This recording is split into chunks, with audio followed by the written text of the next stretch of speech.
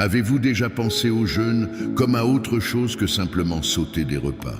Et si je vous disais qu'à travers l'histoire, de nombreux hommes et femmes remarquables mentionnés dans la Bible ont considéré le jeûne comme une arme secrète, une clé pour débloquer quelque chose de puissant dans leur vie spirituelle? Le jeûne est comme un joyau caché qui apparaît dans l'Ancien et le Nouveau Testament, mais de différentes manières. Explorons cela plus en détail et découvrons certains des enseignements cachés sur le jeûne dans ces deux parties de la Bible. Le jeûne dans l'Ancien Testament. Saviez-vous que pendant longtemps, il n'y avait qu'un seul jour officiel de jeûne? Ce jour-là était le jour des expiations. Ceci sera pour vous une loi perpétuelle. Le 10e jour du 7e mois, affligez vos âmes, et vous ne ferez aucun ouvrage, ni l'indigène, ni l'étranger qui séjourne parmi vous. Lévitique, chapitre 16, verset 29. C'était un jour spécial pour les Israélites, un jour de réflexion sérieuse et de recherche du pardon pour leurs péchés. Au fil du temps, davantage de jours de jeûne ont été ajoutés, notamment pendant les périodes difficiles ou pour se souvenir de tristes événements de l'histoire de la nation.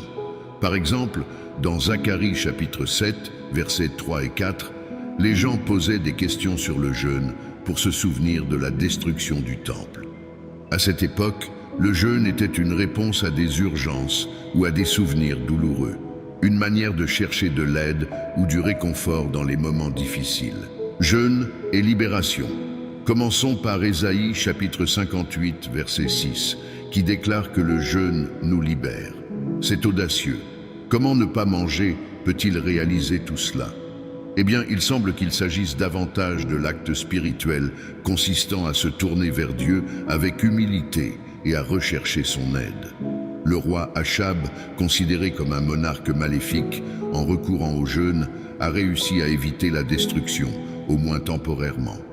Même les moins vertueux peuvent trouver grâce en se tournant sincèrement vers Dieu, notamment dans la prière et le jeûne. L'histoire des Ninivites met également en lumière le pouvoir du jeûne. Lorsque Jonas fut envoyé par Dieu pour les avertir des problèmes découlant de leurs péchés, les Ninivites prirent l'avertissement au sérieux. Du roi aux citoyens ordinaires, ils décidèrent de jeûner, de s'abstenir de manger et de s'habiller de vêtements grossiers en signe de repentance. La ville entière s'est impliquée dans cet acte, cherchant sincèrement à arranger les choses. Dieu, témoin de leur jeûne, changea d'avis quant au désastre qu'il avait prédit. Leur jeûne a épargné la ville de la destruction. Esther a également appelé à un jeûne lorsque son peuple, les Juifs, était menacé d'extinction. C'était plus que simplement sauter le déjeuner. C'était un appel désespéré à l'aide, et cela a fonctionné.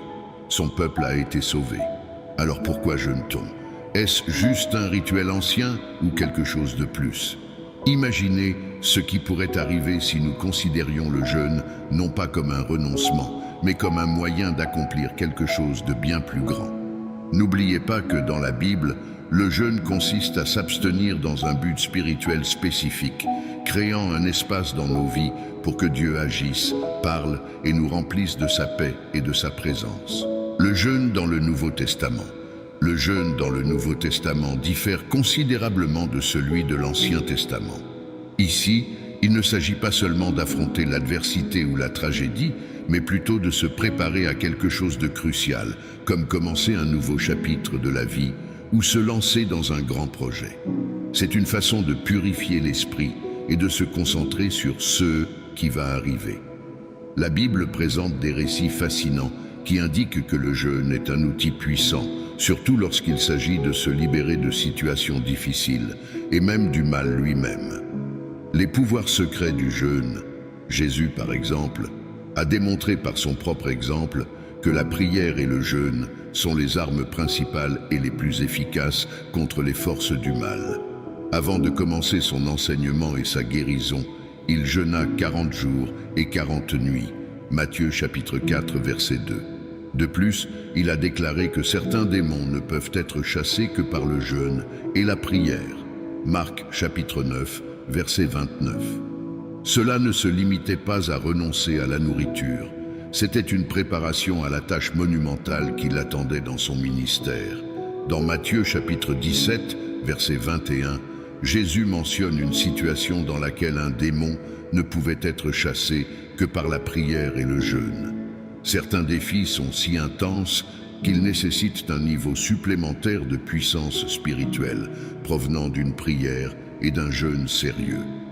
Ce verset est intrigant, car Jésus faisait référence à un type de démon très difficile à chasser pour les disciples. Imaginez les disciples de Jésus essayant de chasser un démon, mais ils font face à des difficultés. Ils n'y parviennent tout simplement pas. Lorsque Jésus arrive, il chasse le démon sans effort. Les disciples sont perplexes et se demandent pourquoi ils n'ont pas pu le faire. Jésus explique que certains défis, comme ce démon, nécessitent non seulement la prière, mais aussi le jeûne. Le jeûne fait donc une différence. Pensez au jeûne pour augmenter le volume de votre vie spirituelle. C'est comme lorsque vous essayez d'entendre quelqu'un dans un environnement bruyant. Alors vous sortez pour mieux l'entendre. Le jeûne aide à éliminer les distractions et amplifie votre connexion avec Dieu.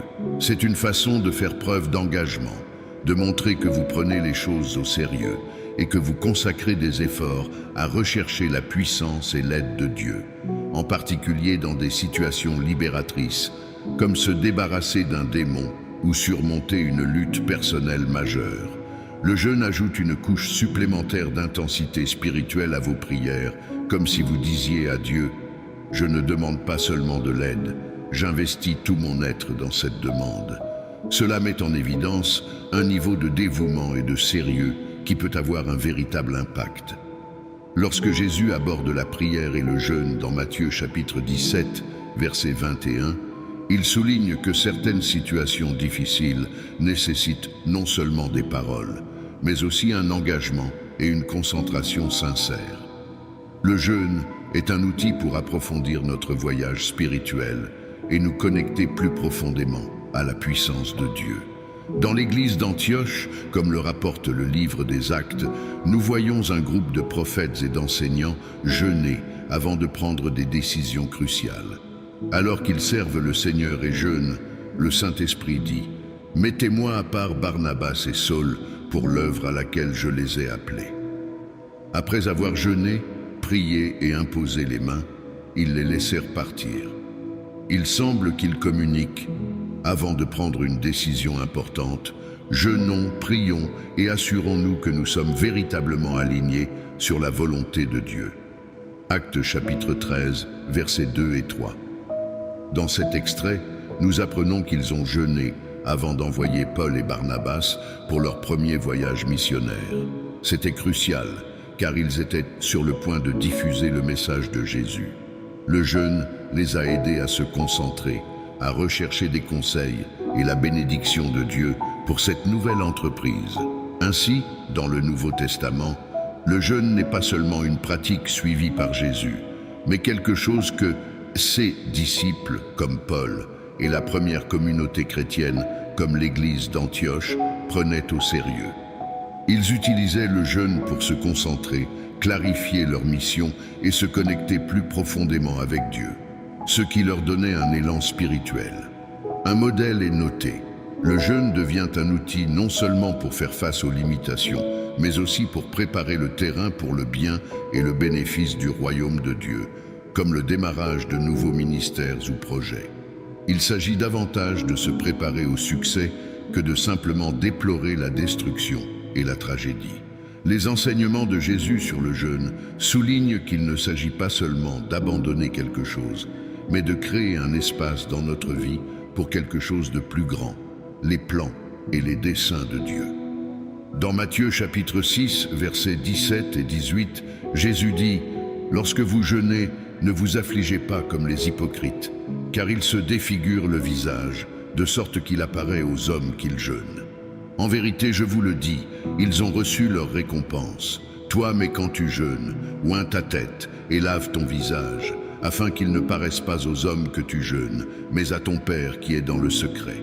Et ton Père qui voit dans le secret te récompensera. Toi.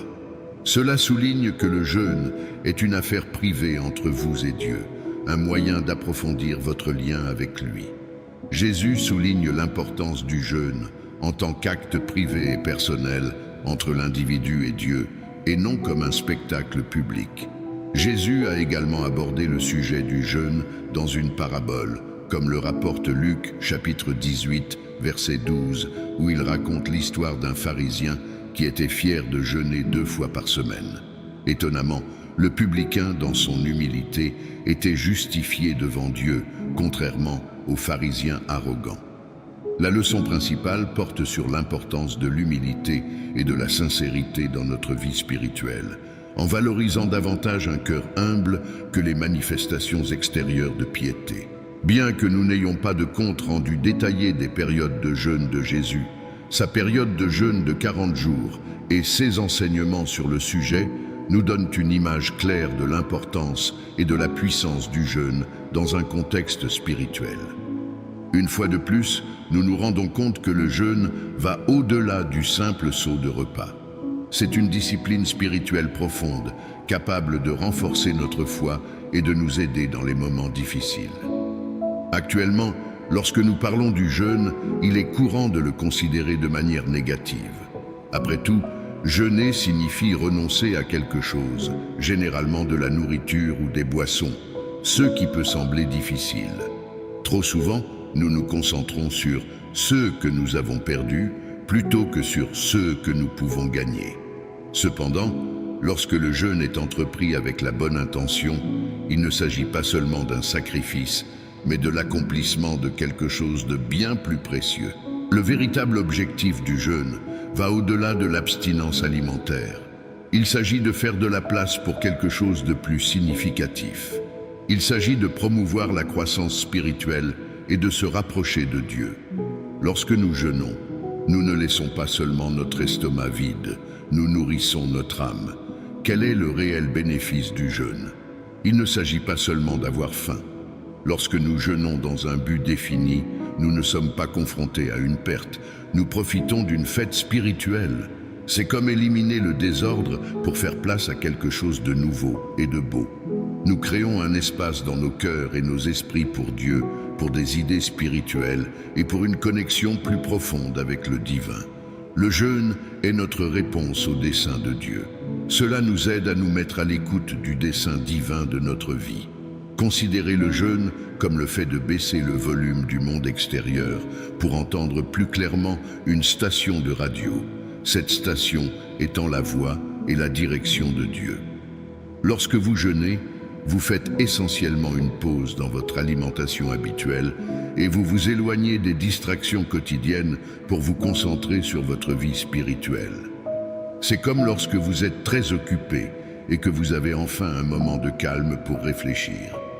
Tout à coup, les choses deviennent plus claires. Le jeûne apporte cela à votre compréhension spirituelle. De plus, le jeûne favorise l'humilité. C'est comme dire à Dieu: j'abandonne mon confort habituel parce que je veux vraiment me concentrer sur ce que tu as à dire. Je reconnais que je n'ai pas toutes les réponses. J'ai besoin de tes conseils. Cette humilité est cruciale. C'est comme ouvrir une porte et inviter Dieu à entrer en disant: je suis prêt à vous écouter et à suivre votre exemple. Je reconnais que nous ne sommes pas autonomes. Nous dépendons de Dieu pour tout, même pour notre prochain repas. L'apôtre Paul parle fréquemment du jeûne dans 2 Corinthiens chapitre 11, verset 27, montrant que le jeûne était une partie essentielle de sa vie spirituelle, un moyen de le garder humble et réceptif à la direction de Dieu. Mais le jeûne ne se limite pas à l'humilité, c'est une forme de prière intense et ciblée. C'est comme si vous utilisiez tout votre corps pour chercher Dieu, pas seulement vos paroles. Avez-vous déjà été aussi inquiet à propos de quelque chose que vous ne pouviez pas manger? Le jeûne, c'est un peu cela, mais au lieu de vous inquiéter, vous utilisez ce temps pour rechercher la volonté de Dieu. Développer la maîtrise de soi est une autre dimension fascinante du jeûne. Si vous pouvez dire non à la nourriture, qui est un besoin fondamental, vous vous entraînez à dire non à d'autres choses qui peuvent vous détourner du chemin de Dieu. C'est comme renforcer les muscles. Plus vous pratiquez, plus vous devenez fort. Lorsque vous jeûnez, vous contrôlez littéralement vos désirs physiques dans un but plus important.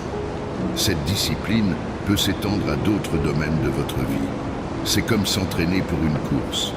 Plus vous pratiquez la maîtrise de soi et le jeûne, mieux vous êtes équipé pour l'exercer dans vos décisions quotidiennes.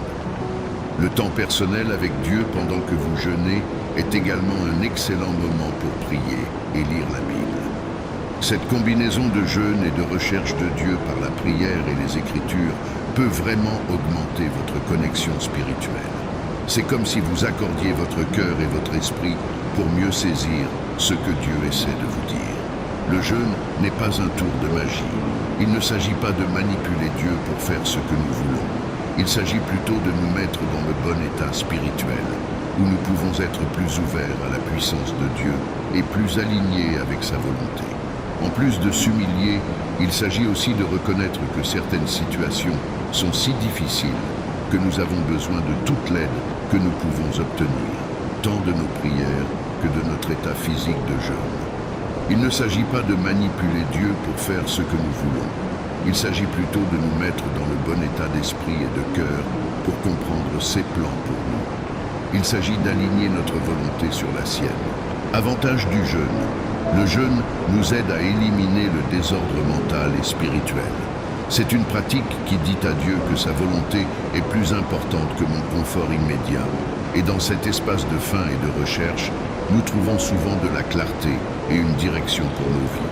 C'est un moyen assez puissant de nous mettre à l'écoute de ce que Dieu nous réserve, la révélation et la compréhension. Parfois, les réponses que nous attendons de Dieu ne sont pas si évidentes. Mais lorsque nous jeûnons, nous nous mettons en mesure d'entendre Dieu plus clairement. C'est comme baisser le bruit du monde pour entendre un murmure. Se mettre à l'écoute de l'appel divin, jeûner, ne consiste pas simplement à abandonner quelque chose. C'est l'occasion de vous mettre au premier plan de ce que Dieu fait dans le monde. En jeûnant, nous ne faisons pas seulement des sacrifices, mais nous établissons une connexion plus étroite avec Dieu et acquérons une vision plus claire de notre rôle dans son royaume. Il est surprenant de constater à quel point quelque chose d'aussi simple que le jeûne peut avoir une signification spirituelle si profonde. Signification profonde compte tenu des énormes défis auxquels nous sommes confrontés dans notre société. Il peut sembler que nous sommes trop petits pour affronter des géants. On se souvient cependant de l'histoire de David et Goliath. Parfois, les moins probables triomphent non pas grâce à la force physique, mais grâce à l'intervention divine. Le jeûne est une manière d'accéder à cette force, de reconnaître nos limites et de rechercher la puissance de Dieu. Lorsque nous jeûnons, nous ne ressentons pas seulement la faim. Nous nous ouvrons à l'intervention divine et à la force surnaturelle. Pourquoi négligeons-nous le jeûne? Nous négligeons souvent le jeûne parce que nous sommes trop concentrés sur nos propres capacités. Cependant, les récits bibliques nous enseignent que le véritable pouvoir réside souvent dans le fait de prendre du recul, de s'humilier et de rechercher la direction et la force de Dieu. Le jeûne transcende l'aspect physique. C'est un voyage spirituel vers la libération et la victoire. Conclusion percutante. Le jeûne biblique va au-delà de l'abstinence alimentaire. C'est une façon de se connecter plus profondément avec Dieu, que ce soit lors de défis ou lors de la préparation de quelque chose de grand et de positif. Il souligne l'importance de concentrer notre cœur et notre esprit sur ce qui compte vraiment, en démêlant le chaos pour entendre clairement la voix de Dieu. Il est fascinant de voir à quel point une pratique comme le jeûne peut avoir des significations aussi riches, que ce soit dans l'Ancien ou le Nouveau Testament. Le jeûne n'est pas simplement un rituel, c'est une pratique spirituelle puissante qui nous aide en cas de besoin et nous prépare aux grandes promesses de Dieu. Lors du jeûne, il ne s'agit pas seulement de ce que nous sacrifions, il s'agit de ce que nous sommes sur le point d'acquérir, une connexion plus profonde et plus claire avec Dieu et une meilleure compréhension de sa volonté pour nos vies. Ainsi, lorsque vous envisagez le jeûne, voyez-le comme une opportunité de vous connecter à la fréquence de Dieu, d'éliminer les interférences et d'entendre réellement ce qu'il a à dire. Qui sait quelle révélation surprenante vous pourriez découvrir? Dans la prière, nous recherchons, ô Père Céleste, ta guidance et ta sagesse dans ce voyage de découverte des Écritures sacrées. Nous demandons du discernement pour comprendre les vérités profondes, cachées entre les lignes de la Bible, qui résonnent directement avec nos vies et nos expériences. Au milieu du chaos du monde, accorde-nous des moments de tranquillité pour nous immerger dans ta parole.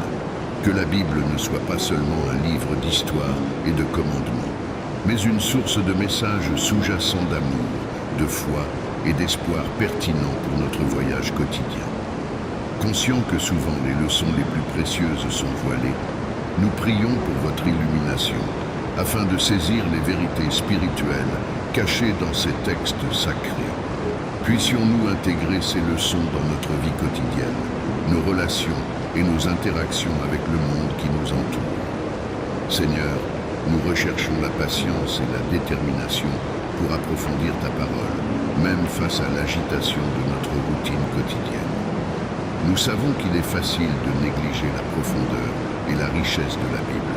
C'est pourquoi nous demandons votre aide pour donner la priorité à notre croissance spirituelle, en réservant du temps quotidiennement pour lire, réfléchir et méditer ces enseignements. Alors que nous explorons les leçons cachées dans la Bible, nous implorons la direction du Saint-Esprit, qu'il nous ouvre les yeux pour voir au-delà des mots littéraux, qu'il élargisse notre esprit pour comprendre la sagesse que ces mots véhiculent, et qu'il ouvre nos cœurs pour recevoir le pouvoir transformateur qu'ils contiennent. Que le Saint-Esprit assume le rôle de notre maître, nous guidant dans la recherche de la vérité et révélant les mystères de votre royaume. Père, dans tes Écritures, nous trouvons des récits de gens ordinaires accomplissant des exploits extraordinaires par la foi.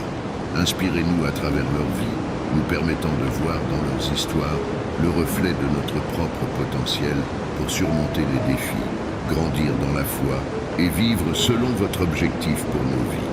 Nous prions pour avoir le courage, non seulement d'apprendre des leçons cachées de la Bible, mais aussi de les vivre dans un monde qui donne souvent la priorité à la réussite matérielle plutôt qu'à la croissance spirituelle. Au nom de Jésus-Christ, Amen.